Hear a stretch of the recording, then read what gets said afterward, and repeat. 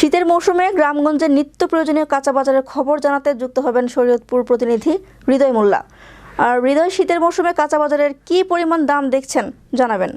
জি, আমি যেখানে উপস্থিত আছি আসলে দ্রব্যমূল্য গত সপ্তাহ থেকে কিন্তু এই সপ্তাহের তুলনায় দ্রব্যমূল্যের আসলে অনেকটা দাম বৃদ্ধি পেয়েছে। তবে যে পরিমাণ দাম বৃদ্ধি পেয়েছে এতে কিন্তু সাধারণ ক্রেতা কেনাকাটি করে তার আসলেই কিন্তু এতে হিমশিম খেতে হয় সাধারণ মানুষের জন্য। তবে আগের তুলনায় গত সপ্তাহে কিন্তু বাজারের আসলে যে শীতের মৌসুম যেখানে আসলে কাঁচামালের আসলে অনেকটা বৃদ্ধি পায়, সেখানেই কিন্তু এখন এই গত সপ্তাহে কিন্তু দাম অনেকটা কম ছিল। তবে এই সপ্তাহ নির্বাচনের পর থেকে শুরু করে কিন্তু এ পর্যন্ত অনেক আসলে দাম বেড়ে যায়। তবে আমরা আসি এখানে দোকানদার থেকে আমরা আসলে জিজ্ঞেস করে নিতে পারি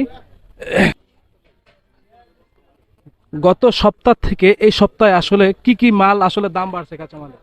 দাদা, লেবুর দাম একটু বাড়তি ছিল, আরো মোটামুটি সপ্তাহে এক ধরনের দাম ছিল। পেঁয়াজের দাম কমতে আছে। লাউয়ের দাম আসলে কি রকম? লাউ দাম অতিরিক্ত দাদা, সর্বনিম্ন অতিরিক্ত 100 টাকার দাম।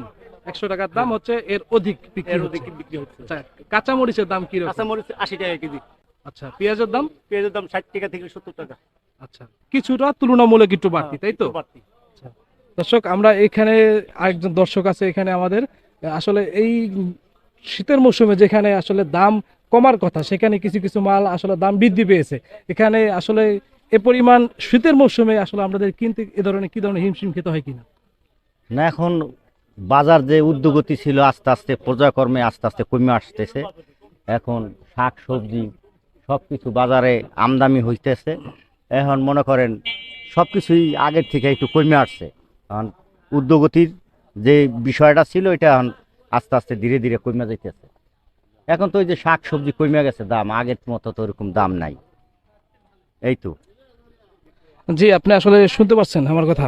হ্যাঁ, যতটুকু শুনছি তো শীতের মৌসুমে কিছু কিছু আসলে যেমন লাউয়ের দাম এবং কাঁচামরিচের দাম এবং পেঁয়াজের দাম কিছুটা কমেছে এবং কিছু কিছু দ্রব্যমূল্যের আসলে দাম বেড়েছে। এই ছিল আমার আসলে সর্বশেষ তথ্য।